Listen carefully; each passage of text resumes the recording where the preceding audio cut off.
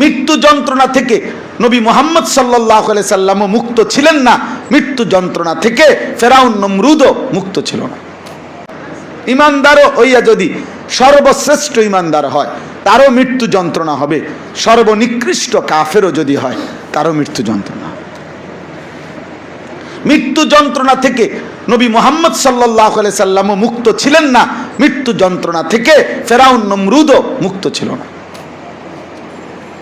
কিন্তু মুমিনের মৃত্যু যন্ত্রণা আনন্দের, কাফেরের মৃত্যু যন্ত্রণা বহুতই কষ্টের। মুমিনের মৃত্যুর যন্ত্রণা হয় সাকরাতুল মউত, কিন্তু মুমিন তখন যত যন্ত্রণাই হোক মুমিন তখন হৃদয়ে হৃদয়ে আনন্দিত হয় যে আমার বন্ধু, আমার মালিকের মোলাকাতের সময় হয়ে গেছে। ওয়াজাআত সাকরাতুল মাউতি বিল হক যালিকা মা কুনতা মিনহু তাহিদ। এজন্য মুমিন কিন্তু মৃত্যু যন্ত্রণা হয়। রাসূলুল্লাহ সাল্লাল্লাহু আলাইহি সাল্লাম একটা উদাহরণ শুনেন। নবীজি সাল্লাল্লাহু আলাইহি সাল্লামের একজন বিখ্যাত সাহাবী হযরত আমর ইবনুল আস রাদিয়াল্লাহু তাআলা আনহু, মিশর বিজেতা সাহাবী, সাহাবাদের মধ্যে বহুতই উঁচা সাহাবীদের একজন আমর ইবনুল আস রাদিয়াল্লাহু তাআলা, উনিও সাহাবী ছিলেন। ওনার ছেলে আব্দুল্লাহ ইবনে আমর ইবনুল আস উনিও সাহাবী ছিলেন, বাপফুত দুইজনই নবীর সাহাবী ছিলেন। আমর ইবনে আস মিশর বিজেতা সাহাবাদের মধ্যে, যার হাতের চিঠি ওমর রাদিয়াল্লাহু তাআলা আনহু পাঠাইছিলেন, আর উনি চিঠিটা ফেলছিলেন নীল নদের ওই যে এখানে পানি বন্ধ হয়ে ছিল, এরপরে পানি চালু হয়ে গেছে, এই সাহাবী আমর ইবনে আস, মিশর বিজেতা সাহাবী, সাহাবায়ে কেরামের মধ্যে বিখ্যাতদের একজন আমর ইবনে আস। এই সাহাবীর মৃত্যুর পূর্ব মুহূর্তে সাকরাতুল মউত, মৃত্যুর যন্ত্রণা যখন শুরু হয়েছে, তো ওনার ছেলে আব্দুল্লাহ, ওনার সন্তান, তিনি বললেন, আব্বা আপনি কি আমার একটু শুনাইবেন এই মুহূর্তে আপনার মৃত্যুর যন্ত্রণা কেমন লাগতেছে? আমার ওই কিতাবে আছে। কি বলছে শোনেন, বলবো?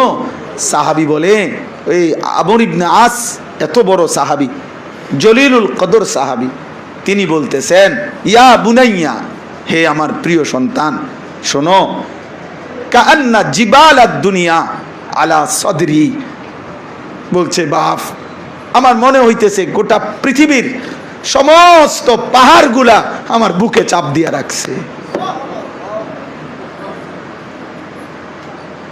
এক সাহাবী বলতেছে,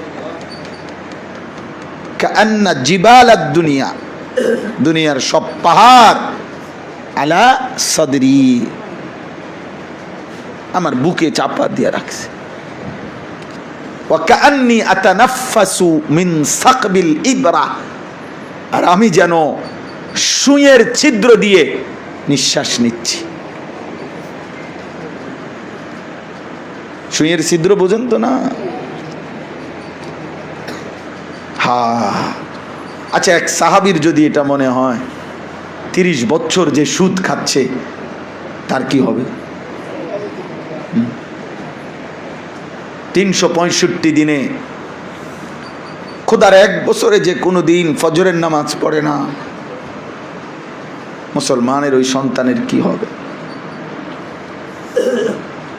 20 বছর 30 বছর যে নারী পর্দা করে না, আমার সে মায়ের কি হবে? আমার সে বোন, তার মৃত্যু যন্ত্রণাটা কেমন হবে? বছরের পর বছর যে মানুষের উপরে জুলুম করে, অন্যায় করে, হারাম রোজগার করে, আল্লাহকে চেনেও না, ডাকেও না, হায় হায় হায় হায়, কি হবে? হযরত নূহ আলাইহিস সালামকে জিজ্ঞেস করা হয়েছিল, 950 বছর হায়াত পাইছে উনি, 950 বছর না, 950 বছর, কোরআনে আল্লাহ বলছে, এটা সন্দেহ করার কিছু নেই। ফালাবিসা ফীহিম আলফা সানাতিন ইল্লা 50 আমান, কোরআন শরীফের আয়াত। আল্লাহ বলছে নূহ আলাইহিস সালাম জমিনে ছিলেন 1050 কম, 50 কম 1000, কত? 950 বছর। 950 বছর পরে মৃত্যুর পূর্ব মুহূর্তে নূহ আলাইহিস সালামকে জিজ্ঞেস করা হয়েছে, হে নবী নূহ, আপনি দুনিয়ার হায়াত কতক্ষণ ছিলেন? মৃত্যুর যন্ত্রণা যখন শুরু হয়েছে উনি তখন বলতেছে, শোনো, এক মানুষের একটা ছোট্ট ঘর ছিল, যে ঘরের দুইটা দরজা, এই দরজা দিয়া ঢোকে তো ওই দরজা দিয়া বাইর হয়, ছোট্ট এই ঘরে। উনি বলেন, আল্লাহর কসম, আমার মনে হচ্ছে বিগত 950 বছর আমি যেন ওই ব্যক্তির ওই ছোট্ট ঘরের দুই দরজাওয়ালা ঘরে এই দরজা দিয়া ঢুকছি আর এই দরজা দিয়া বাইর হইছি, এই ঘর পার হইতে যেটুকু সময় আমার 950 বছর এখন এমন মনে হইতেছে। আমার সাকরাতুল মউত, আমার মৃত্যু যন্ত্রণা আমারে 950 বছর বুলাই দিছে রে। এটা কে বলতেছে? নূহ আলাইহিস সালাম। আপনি কে? আমি কে? আব্দুল কাদের জিলানী কেডা? জুনায়েদ বাগদাদি কে?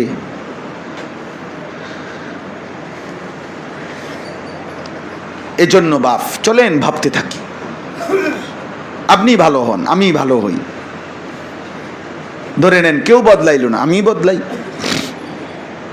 ধরে নেন কেউ ফিরলো না, আমি ফিরি। ধরে নেন কেউ নামাজ পড়লো না, আমি পড়ি। এখানে যে কয়জন যুবক আছো তোমরা বলো ভাই, তোমরাই নামাজ পড়ো, তোমরাই ফজরের নামাজ পড়ো ভাইয়া। ফজরের নামাজ বহুত মহব্বতের নামাজ। ফজরের নামাজ সেজদা, ফজরের নামাজ মুমিনের নামাজ। ফজরের নামাজ বিহীন ইমানের বিজয় হবে না, ইমানের বিজয় হবে না।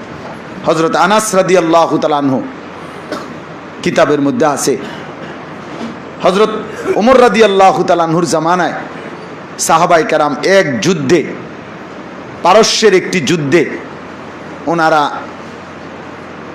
এই পরিমাণ যুদ্ধ করছিলেন যে সারা দিন যুদ্ধ হইছে, সারা রাত্র যুদ্ধ হইছে। ফজরের ওয়াক্তে যুদ্ধ এমন তীব্র অবস্থায় ছিল যে সাহাবারা এবং কাফেররা এতটা ভিতরে একজন আরেকজনের মুখোমুখি ঢুকে গেছে, এখান থেকে বের হওয়ার কোনোভাবে সুযোগ ছিল না। অনবরত তরবারি চালাইয়া সাহাবায়ে কেরাম যখন ওই পারে গেছে, মানে তাদেরকে ডিঙ্গাইয়া হত্যা করে এরপরে যখন ওই পারে মাঠের শেষ মাথায় গেছে তখন সূর্য উঠে গেছে, মুসলমান বিজয় হয়েছে। কিন্তু ফজরের সূর্য উঠে গেছে, সাহাবায়ে কেরাম ফজরের নামাজ পড়তে পারে না।